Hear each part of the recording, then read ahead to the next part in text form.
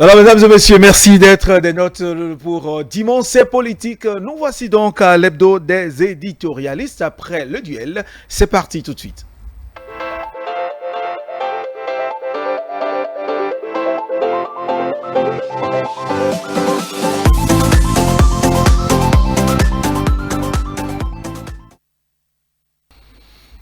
L'hebdo des éditorialistes reçoit ce dimanche trois invités. Nous en avons deux qui ont déjà répondu à notre invitation. Je commence par ma gauche, Constant Adjangba, bonjour.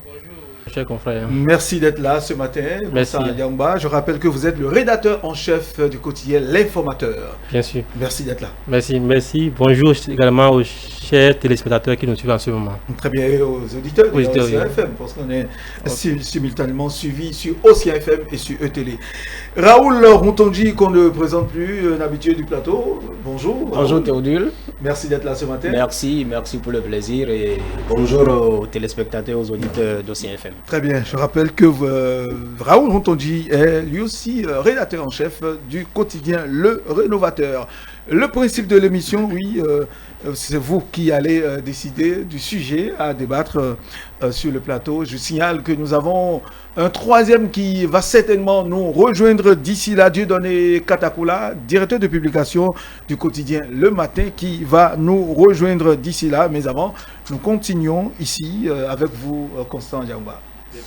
Quelle est l'actualité qui vous a marqué au cours de cette semaine? L'actualité est riche en éléments divers. Nous avons par exemple la fin des examens de fin d'année qui s'est clôturée par le baccalauréat qui a pris fin le mercredi dernier. Très bien, l'organisation réussie des examens de fin d'année scolaire au Bénin. Voilà. Pourquoi avoir choisi ce sujet, monsieur Constant? Bon, j'ai choisi ce sujet parce que l'éducation demeure une pièce maîtresse dans une nation. Si nous voulons décoller, nous devons mettre l'accent sur l'éducation. Et les examens de fin d'année, c'est ça qui sanctionne vraiment tout ce qui a été fait au cours de l'année scolaire. Nous avons vécu une réaction réussie des trois examens majeurs. Je vais parler du CEP, du BPC et du baccalauréat qui a pris fin le mercredi passé. Et pour vous, c'était, en tout cas, vous avez apprécié la manière dont tout s'est déroulé depuis l'année, les premiers jours de classe jusqu'au déroulement des examens.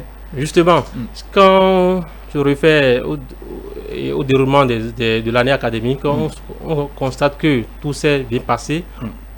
L'année s'est déroulée sans anicroche. Il n'y a pas eu de perturbation majeure.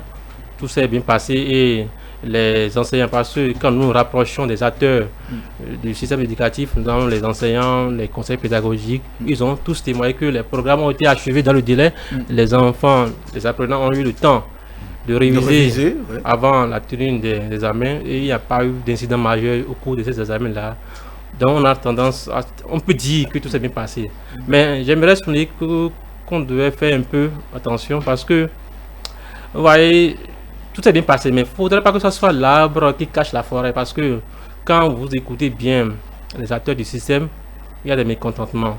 Et il y a encore à refaire dans ce secteur-là parce que tout le monde constate de nos jours que les enfants, quand même ils ont le bac ou bien ils ont le BPC, ils n'ont pas vraiment la compétence qu'avaient nos anciens d'antan. Quand vous prenez...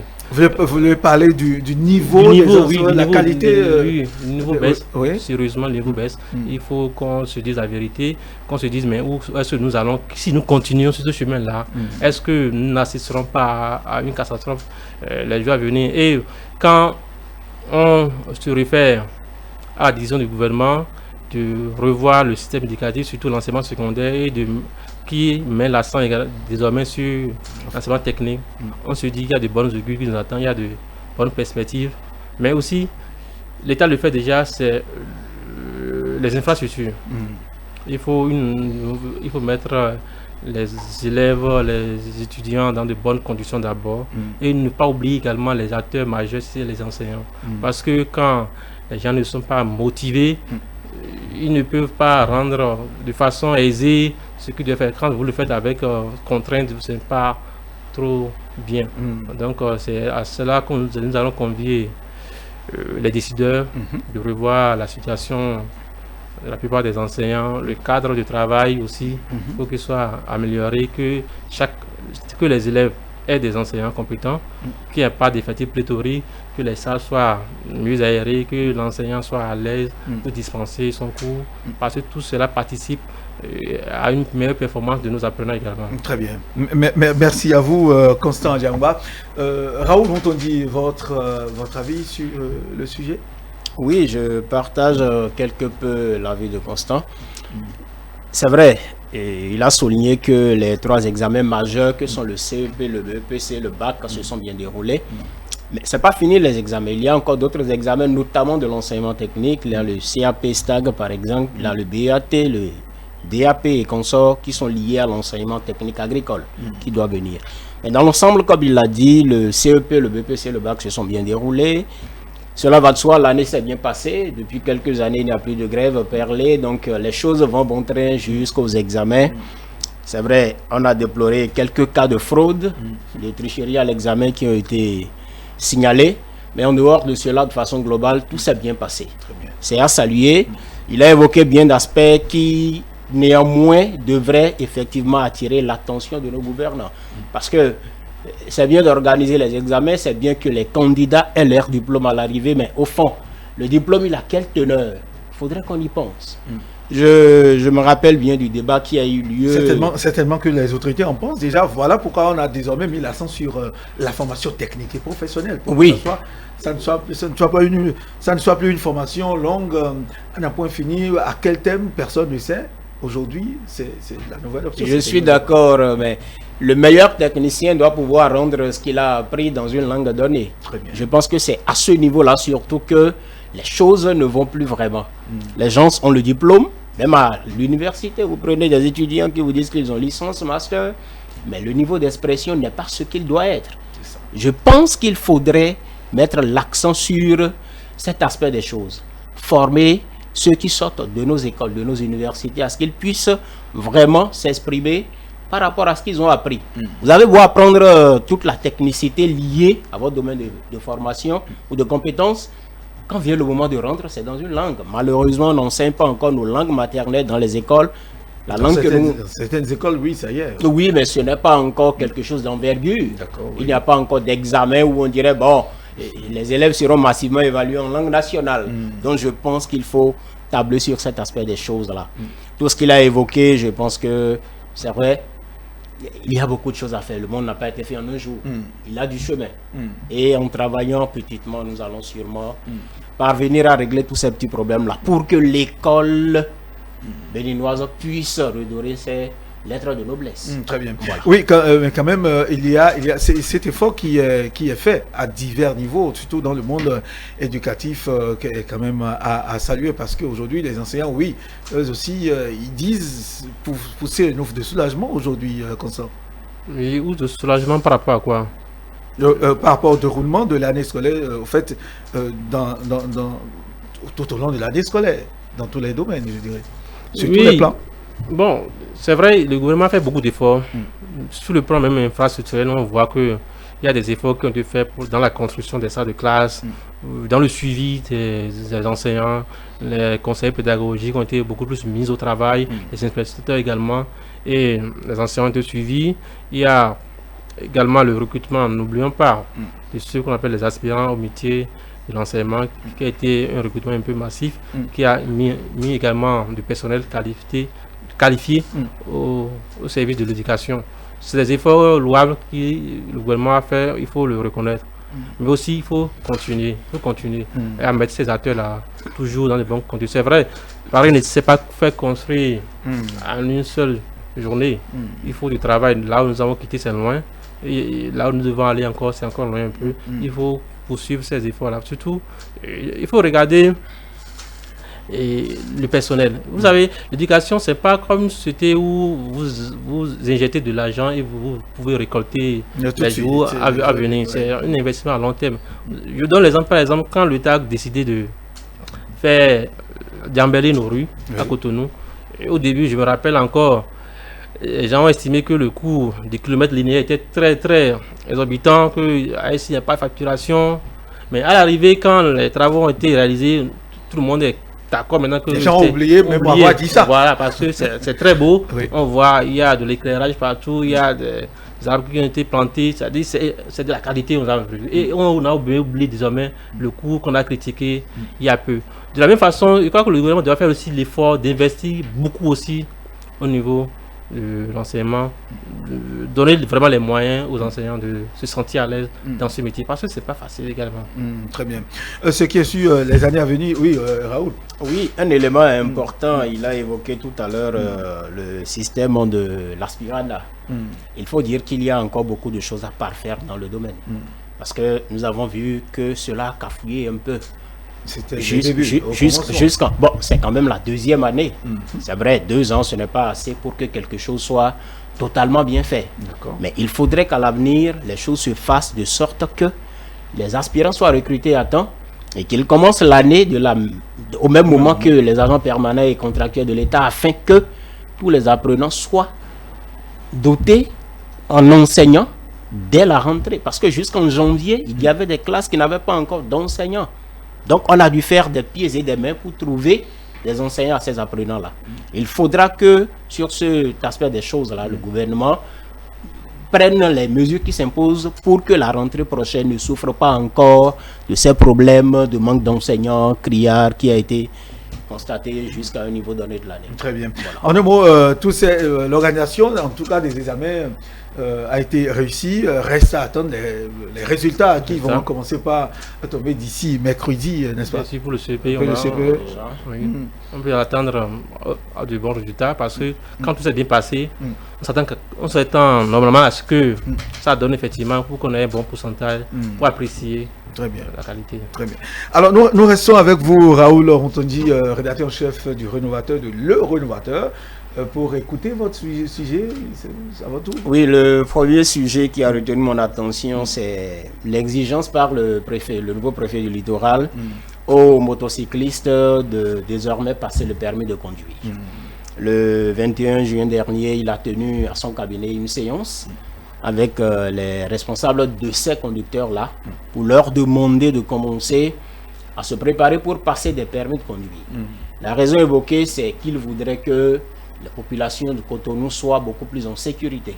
Parce qu'on a constaté que ces motocyclistes et conducteurs de tricycle, c'est bien ça, sont souvent impliqués dans les accidents à Cotonou. Vous prenez un accident sur deux. Ils sont impliqués ou bien ils sont souvent responsables? Acteurs, responsables si vous voulez, ils sont à la base. Voilà. Alors, qu'est-ce qui est à la base? On a constaté, le préfet a dit qu'il a constaté que ces conducteurs ne sont pas au fait des règles de la sécurité routière. Parce qu'ils n'ont pas été à l'auto-école, parce qu'ils n'ont pas passé les permis pour connaître les normes qu'il faut respecter quand on est dans la circulation, ou rester ou ne pas rester. Cela fait que la plupart des accidents qui arrivent sont de leur fait. Alors, ça a commencé tout de suite, comme la plupart des mesures d'ailleurs, à susciter de tollé, les gens ne sont pas d'accord.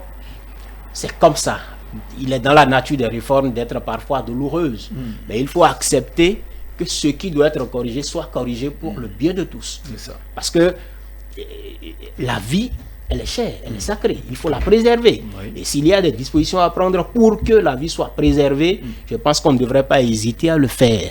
Il va falloir sensibiliser, montrer aux gens le bien fondé de la disposition, pour qu'ils comprennent qu'il y va de leur sécurité d'abord. À partir de ce moment, je pense qu'ils vont comprendre le préfet. Maintenant, il va falloir que cela se fasse avec l'accompagnement nécessaire. Qu'est-ce que vous appelez accompagnement nécessaire? Oui, il ne faudrait pas que tout de suite on commence à brutaliser les gens. Il faut leur donner le temps de le faire. Ceux qui ont déjà des motos, il y a assez de conducteurs de motos dans Cotonou. Tous ceux-là, qu'est-ce qu'il faut d'abord faire pour que ceux-là puissent avoir leur permis? Il faut y réfléchir. Après cela, ceux-là maintenant qui n'ont pas encore de moto, qui ne savent pas encore conduire de moto, qu'est-ce qu'on fait pour qu'ils aillent à l'auto-école? Est-ce que les auto-écoles, les centres de formation, je voudrais dire, ont déjà eux-mêmes le nécessaire pour former les gens à cela? Donc je pense qu'il y a un travail en amont qui devrait être fait d'abord, avant de penser à la mise en œuvre de la mesure, pour que nous ne constations pas des grincements de dents sur le terrain. Très bien. Oui, merci Raoul. On te dit, oui. Constant Diangwa. Oui, sur le sujet, il faut remarquer la première chose, c'est la pertinence du permis de conduire qu'il faut pour nos motocyclistes dans Cotonou. Et comme il a dit, surtout ces tricycles qui circulent, ils ne maîtrisent pour la plupart les règles de circulation, le code routier, ils ne maîtrisent rien. Le gars, il voit un panneau, mais stop, mais il ne sait pas qu'il faut s'arrêter. Il vous rentre dedans. Il est encore le premier à vous interroger pour dire pourquoi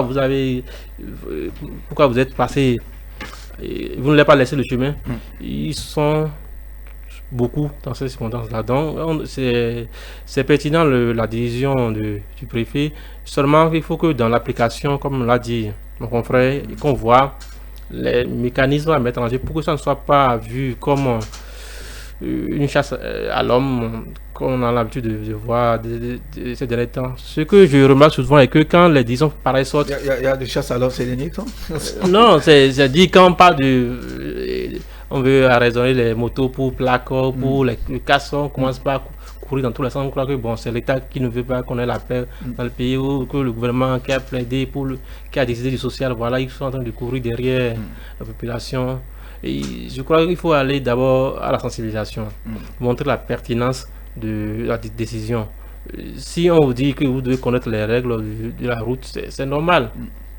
Maintenant, dans l'application, il faudrait qu'on revoie les mécanismes à mettre en jeu pour pouvoir permettre à un grand nombre d'aller suivre, d'aller à l'école. Oui, nous avons quand même remarqué, c'est vrai, vous avez perçu la pertinence de la décision, parce que nous avons remarqué que nos frères, peut-être les autres rurales, vous les voyez, ils quittent les coins reculés, nos villages, ils viennent en ville, à Cotonou, Porto-Novo, Parakou dans la journée pour conduire, et la nuit, c'est peut-être sous le pont qu'ils se reposent, ou à un endroit, Dieu seul sait, effectivement, s'ils savent conduire véritablement dans une ville. Parce que conduire dans une ville, c'est pratiquement différent de conduire au village.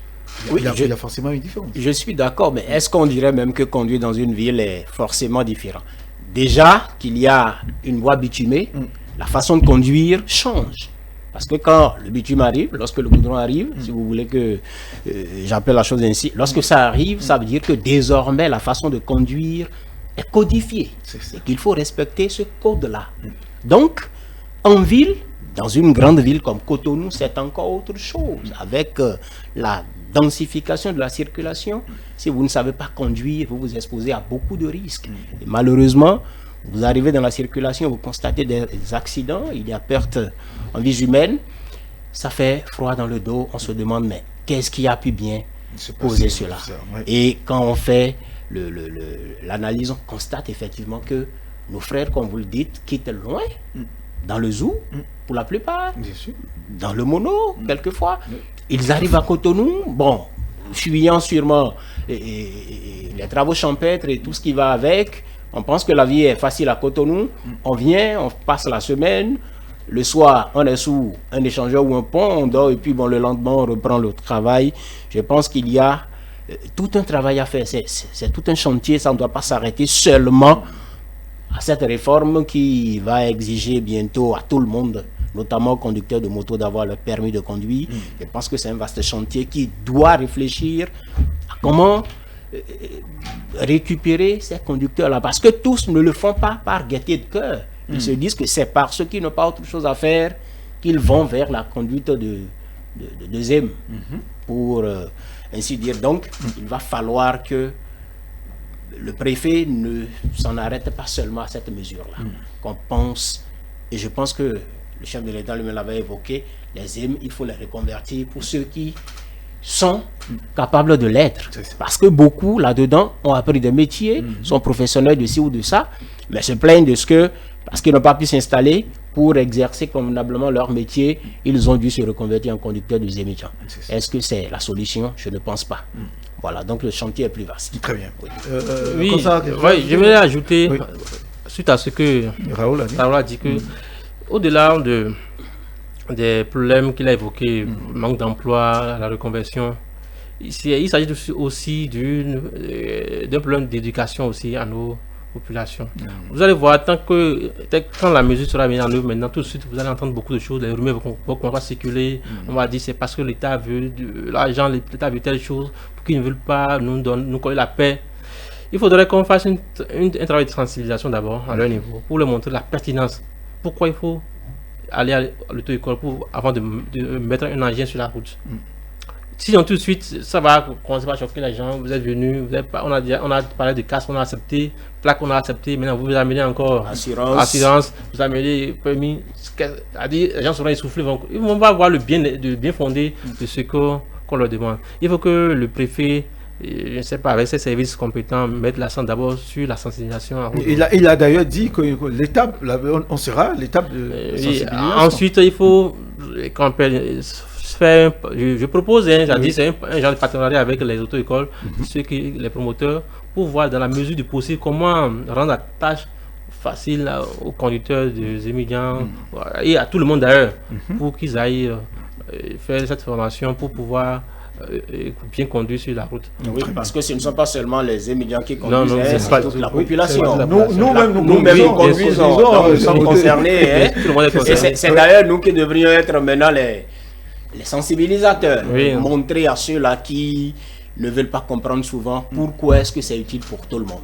Voilà. Parce que les élèves se sentiront visés tout de suite, ils vont commencer à crier, et quand ils commencent à crier, tout le monde commence à crier avec eux, parce qu'ils sont nombreux. Donc et avec ça, les rumeurs s'enflamment vite, et ça devient, beaucoup croient que c'est la vérité. Voilà, telle personne n'a pas eu telle chose, c'est pourquoi il veut de l'argent, il n'a pas de l'argent dans le pays, c'est pourquoi on veut faire ça, Et c'est ça, ça domine encore, et ça, quand ces rumeurs prennent de l'ampleur, ça domine la vérité. Et ça noire la mesure.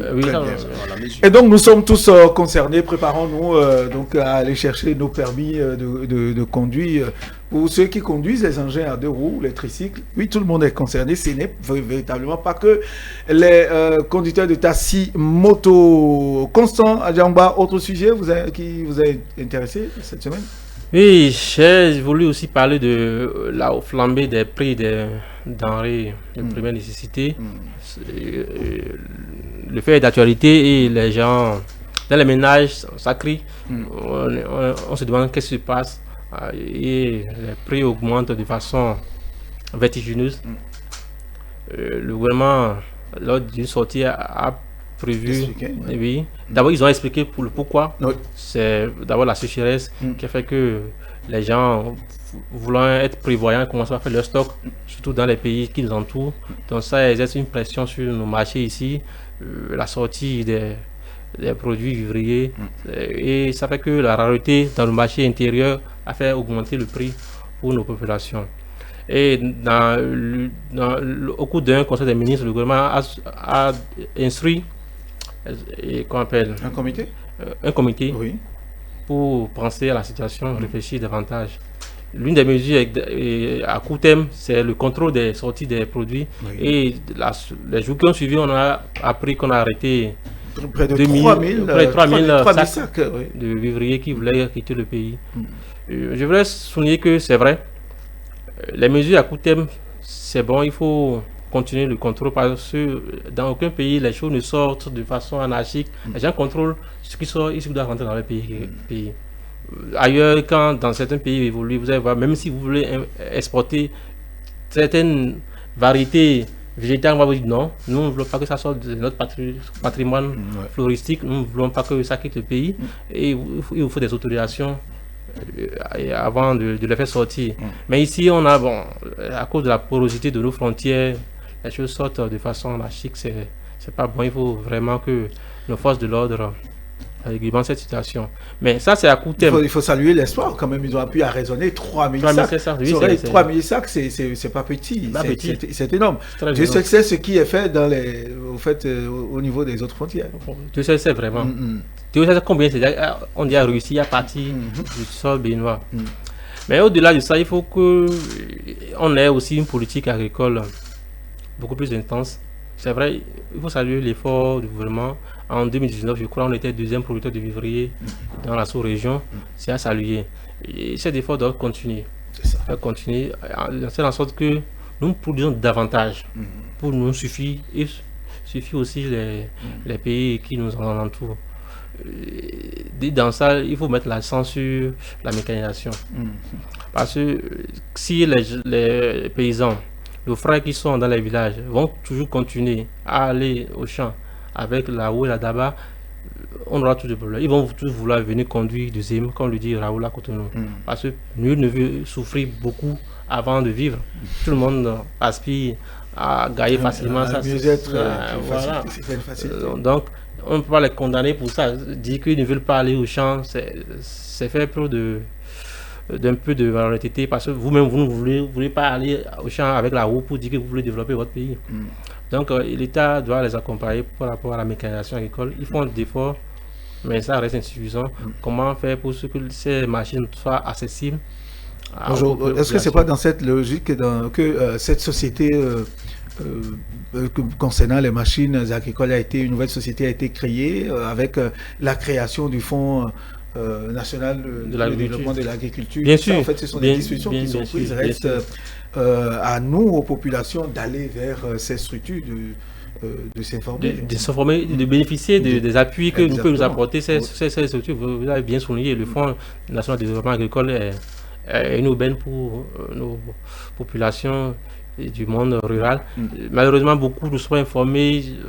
Il faudrait qu'on continue là, la sensibilisation, aller vers eux pour leur montrer les opportunités qui s'offrent à eux pour pouvoir bénéficier de ces fonds. Et aussi, l'autre souci, c'est aussi la maîtrise de l'eau. Vous voyez, quand notre agriculture est sujette aux aléas climatiques, c'est difficile. Vous pouvez faire votre champ si le ciel n'est pas clément pour vous, vous n'aurez pas une bonne récolte.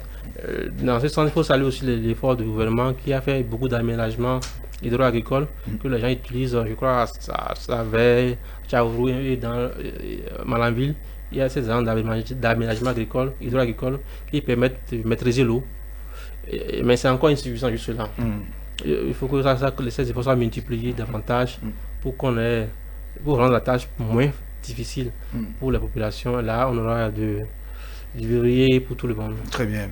Alors, il faut dire que ce comité a bien démarré, puisque la police, peut-être en donnant des instructions faibles, les frontières sont beaucoup plus sécurisées, contrôlées, a raisonné 3000 sacs de produits de première nécessité. C'est quand même un exploit qu'il faut saluer. Ça veut dire que les décisions, le comité, les mesures ont porté leurs fruits.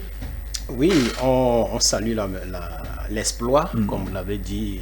On souhaite que le comité en fasse davantage pour que d'autres sorties frauduleuses puissent ainsi être interceptées comme celle-là.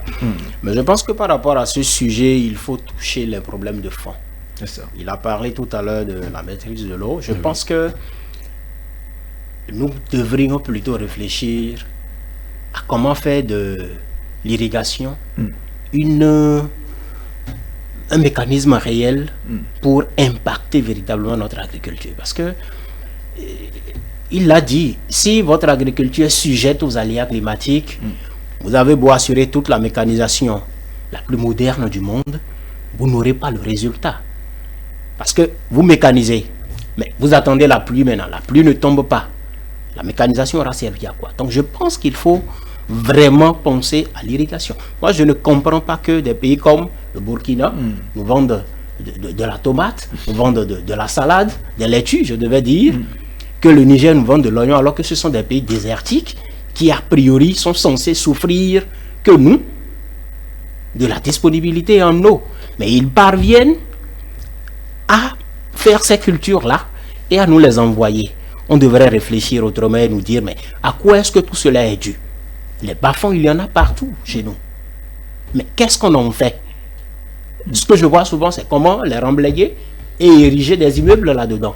Mais pourquoi est-ce qu'on ne réfléchit pas à comment en faire des viviers de l'agriculture en faisant du maraîchage à grande échelle pour servir tout le monde, en cultivant des céréales dont nous avons besoin pour notre alimentation quotidienne.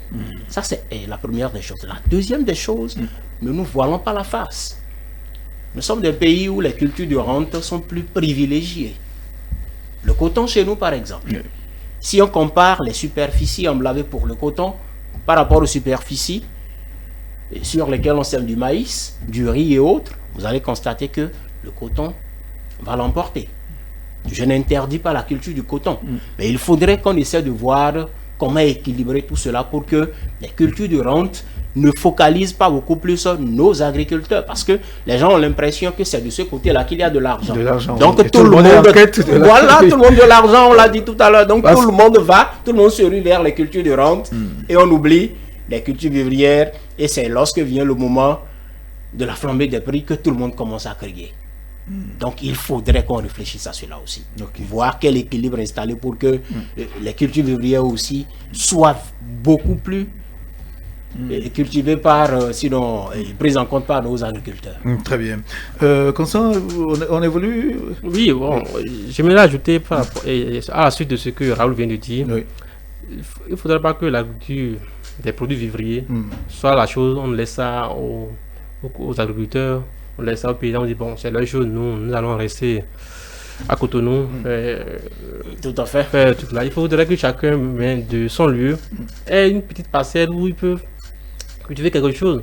Vous savez, j'ai suivi un documentaire sur une chaîne, j'ai oublié, et ils montraient comment les Chinois arrivent à dompter même les collines. Ils taillent les collines et plantent du riz sur ça. Nous n'avons pas encore ce plein de manque de terre où il faut aller jusqu'à tailler les collines pour planter. Nous en avons suffisamment. Et quand vous parcourez le Bénin de Malanville à Cotonou, vous allez voir assez de terre en friche laissée. Laissée là sans rien. Ailleurs, les gens disent que c'est rare de voir dans des pays que nous envions, au Canada, de voir des terres en friche sans que l'on n'exploite rien, laisser là, que c'est rare. Mais pourtant nous en avons et on dit qu'on a faim également. C'est paradoxe.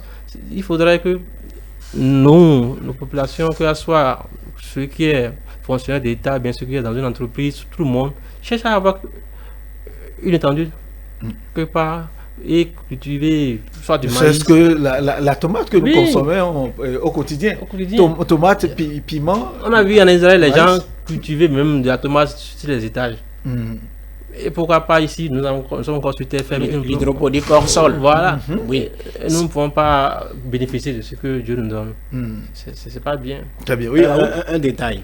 Oui, je souris lorsque Constant dit que tout le monde devrait s'y mettre. Je suis d'accord, tout le monde devrait s'y mettre. Mais ça va poser un autre problème. Imaginez que les 10 millions de Béninois deviennent agriculteurs. Les agriculteurs professionnels, vivront-ils de leur agriculture? C'est une question que je pose. On invite, certes, ne seront pas...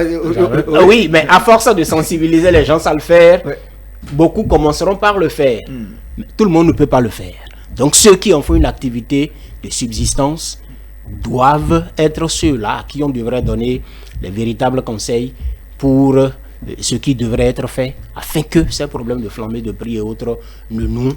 Supposons que Raoul a 1 hectare, 2 hectares quelque part. Oui. Alors Raoul va-t-il laisser tout ça inexploité? Non, je ne vais pas le faire. Voilà. Mais si dit, je pense que c'est ce que je comprends très bien l'esprit de Constant. Mais tout le monde ne pourra jamais le faire. Il y a des gens qui ont le potentiel, qui en font une activité principale. Ceux-là devraient en faire davantage que ceux-là qui font de petites fermes ou de petits jardins de subsistance pour ne pas avoir à acheter tout au marché.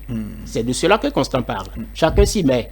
Mais les véritables acteurs, c'est autre chose. Très bien. C'est juste ce que je souligne. Voilà, je crois qu'il y a des instructions qui sont données aujourd'hui aux municipalités pour qu'ils étudient, voient un peu tous ceux qui ont des terres délaissées, inexploitées.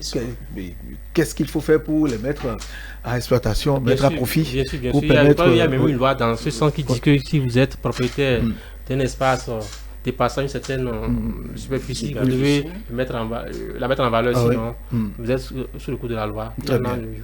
Très bien. Raoul, toujours avec vous, autre sujet? Oui, le deuxième sujet que je voudrais aborder, c'est l'installation le samedi dernier du Parlement des jeunes du Bénin. Alors, Parlement des jeunes du Bénin, je me demande bien si beaucoup de Béninois savent d'abord de quoi il s'agit. Et là, cela soulève la question que je voudrais poser, à savoir, quel est le mode de désignation de ces jeunes parlementaires? C'est dans le cadre de l'Organisation internationale de la francophonie que cela a été institué. Alors, les parlementaires sont désignés. Il n'y a pas d'élection législative pour ces jeunes parlementaires, ils sont juste désignés. Il y a des critères de désignation et ils sont choisis, ils sont installés. C'est la 3e mandature qui a été installée samedi dernier. Le problème que cela pose à mon niveau, c'est pourquoi devrait-on les désigner alors que nous avons dans nos partis politiques de jeunes militants qui aspirent à la gestion publique, qu'on devrait préparer pour entrer dans la vie politique, assumer des responsabilités à un niveau plus élevé. Je pense qu'il faudrait trouver le mécanisme pour que, même si ce n'est pas une élection d'envergure comme les législatives pour le Parlement béninois, il faut trouver quand même un mécanisme d'élection. Et que les jeunes eux-mêmes envoient à ce Parlement des gens qui puissent véritablement les représenter. Et que ceux-là se sentent redevables d'eux. Je pense que ça serait vraiment un exercice de démocratie à la base qui va aider les jeunes à véritablement savoir de quoi est-ce qu'il est question. Parce que le but du Parlement des jeunes, c'est d'initier les jeunes, d'amener les jeunes à s'intéresser à la gestion politique. On a constaté que les jeunes et les femmes s'intéressent très peu à la chose politique. C'est vrai que cela a commencé par se corriger depuis quelques années. Mais si dans le cadre de l'installation de ce Parlement, on trouvait le mécanisme pour que les jeunes au sein des partis partent sur le terrain, peut-être faire campagne, expliquer à leurs pères jeunes ce qu'ils iront faire, comme les parlementaires le font, pour que on sache que en dehors de notre Parlement, il y a quand même un Parlement de jeunes qui agit aussi pour le compte des jeunes. Je pense que la chose serait plus intéressante. Très bien, oui. Quelle tranche d'âge? Parce qu'avant d'accéder à ce Parlement, il faut rester, il faut être dans... Bien sûr, tout à fait. Bien sûr. Alors, est-ce que se rallier cela au parti politique, j'imagine ce que ça va donner, faire une campagne, c'est ça? Justement, non pas c'est une bonne proposition, mais je laisse consent. C'est vrai, c'est une proposition qu'il a faite. Et ça reste juste... Seulement, il faut voir aussi la pertinence. Parce que avec nos partis politiques, on sait déjà comment se mènent les joutes électorales ici. Et si on va encore désigner les jeunes du Parlement par le même mécanisme, je crois que ça va encore donner une autre scène de lutte électorale avec les jeunes de 18 ans qui devraient s'occuper de leur formation, poursuivre leur juste bon. Ça sera encore, je me demande si ce n'est pas une aventure vraiment périlleuse pour ces jeunes-là. Le mode de désignation qui est en vigueur, je crois, c'est pas mal. Ils déposent leur dossier, c'est une appel à candidature. Je crois de 18 à 25, je crois, si mes souvenirs sont bons. Ils déposent leur dossier et le Parlement, c'est l'espace qui sélectionne les plus méritants et ils en font un Parlement. Seulement que jusque là, l'impact de ce Parlement reste moins visible. Moi, j'ai eu la chance de collaborer un peu avec certains jeunes du Parlement, je crois de la première mandature.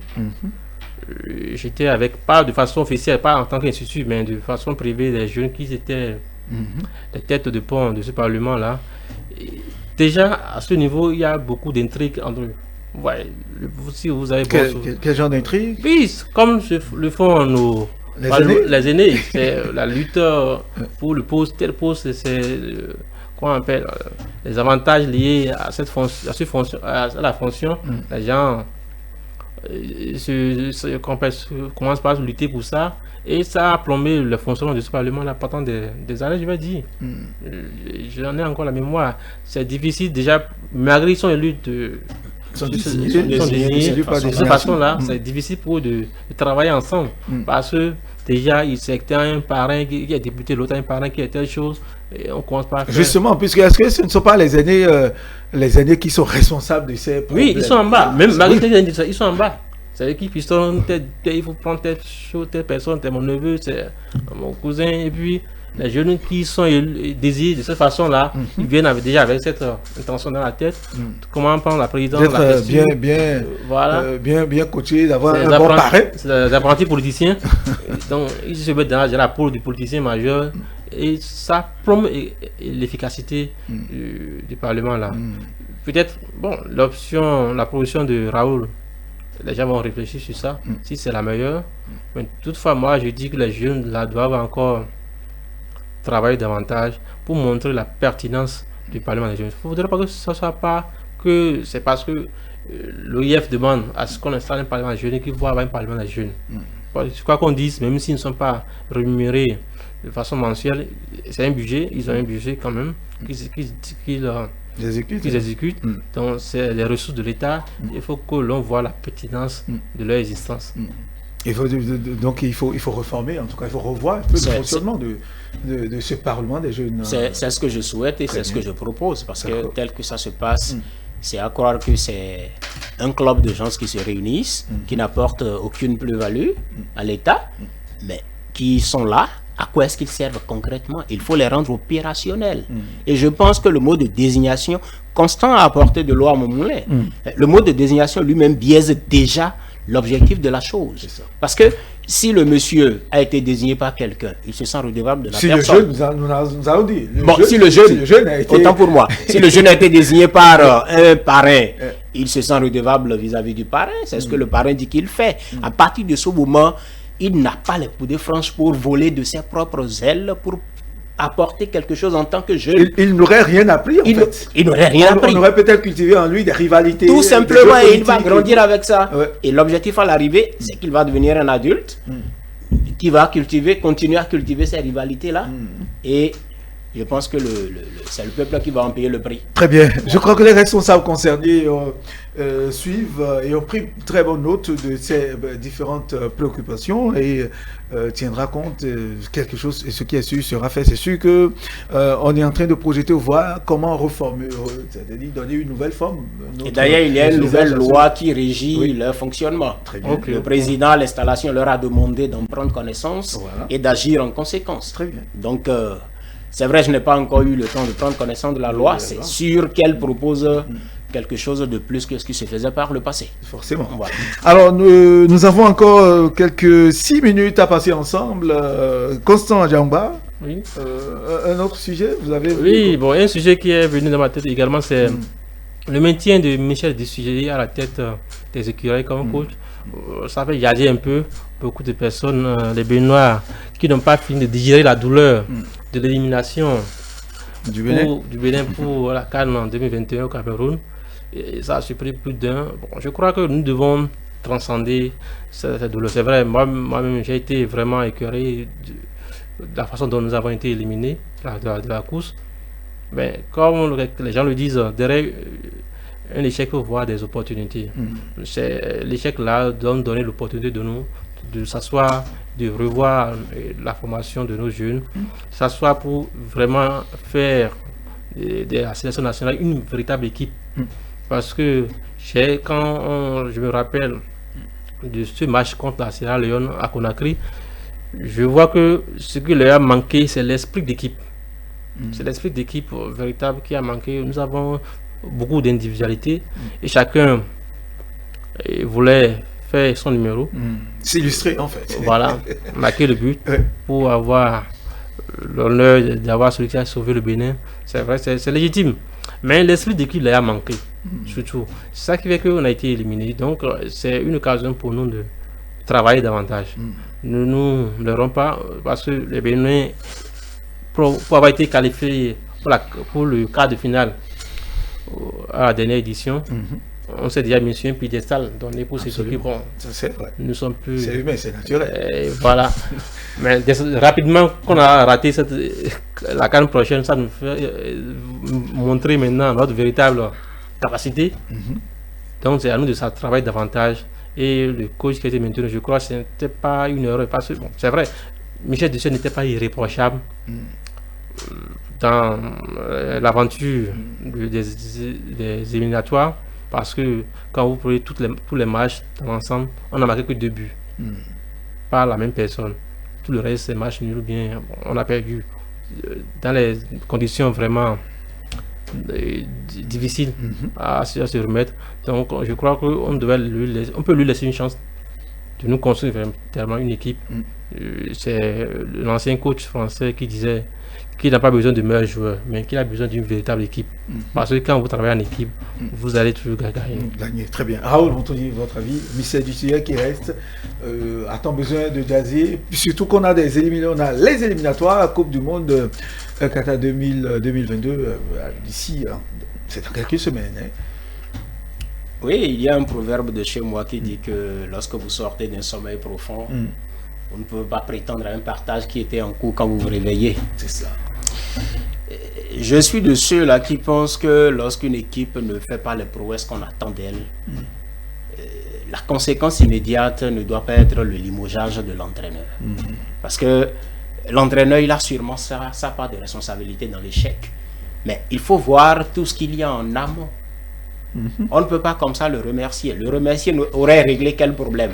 Les gens seraient satisfaits qu'on les remerciait juste parce qu'il n'a pas fait les exploits qu'on attendait de lui. Mais est-ce qu'on aura réglé le problème de fond, qui est le fait qu'on n'a pas encore une équipe qui évolue comme une équipe cohérente, qui développe une cohésion. Pense que c'est le vrai problème que nous avons pour l'équipe de notre pays, les Écureuils du Bénin. Il faut vraiment une équipe structurée où on ne développe pas trop d'individualité, mais un travail collectif pour aboutir à un résultat. On a dit équipe. Donc, on doit fonctionner comme une équipe, ensemble. Il ne faudrait pas que chacun veuille, je lui emprunte l'expression, faire son numéro. Il faut que chacun sache qu'il est en équipe nationale, qu'il n'est pas un club. Et qu'ici, il est appelé à rehausser l'image de son pays. Donc, l'entraîneur maintenu, moi, je ne pense pas que ce soit une mauvaise chose. À lui de prouver que cet échec-là, il a sûrement sa part de responsabilité, mais qu'il est capable de corriger le tir en amenant l'équipe nationale à faire des exploits inattendus. Très bien. Vous avez parlé d'éliminatoire du mondial tout à l'heure. Oui, ça démarre en septembre avec la République démocratique du Congo, etc. Oui.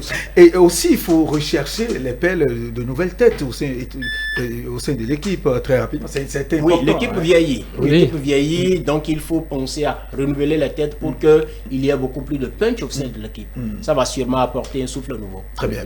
Oui, bien sûr. Par rapport au renouvellement de certaines têtes, c'est vrai, on a certains joueurs qui sont vieillissants, il faut le reconnaître, je ne vais pas citer de nom, mais il y a certains de nos qui est vrai, ils ont apporté à l'équipe nationale. Ils ont apporté beaucoup, il faut leur rendre hommage, mais là, évoluant, il faut vraiment qu'il y ait de nouveaux sangs dans l'équipe, et le coach doit avoir le courage là.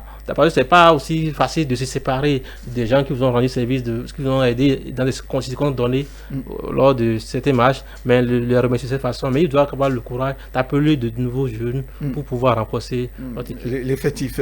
Merci à vous, Raoul Rontondi, rédacteur en chef du quotidien Le Rénovateur. Merci de répondre à notre invitation. Merci d'avoir participé à l'hebdo des éditorialistes de ce dimanche. À vous également, Constant Adjaoumba. C'était un honneur. Merci. Je rappelle que vous êtes le rédacteur en chef du quotidien L'Informateur. Merci de nous avoir suivis, mesdames et messieurs. Très bon dimanche à vous. Restez ensemble avec nous juste après. C'est bien sûr le bulletin de l'information avant de retrouver toute l'équipe de Dimanche Politique pour le débrief. Et le soir, le grand rendez-vous avec le consultant politique. Merci. À dimanche prochain pour l'hebdo des éditorialistes.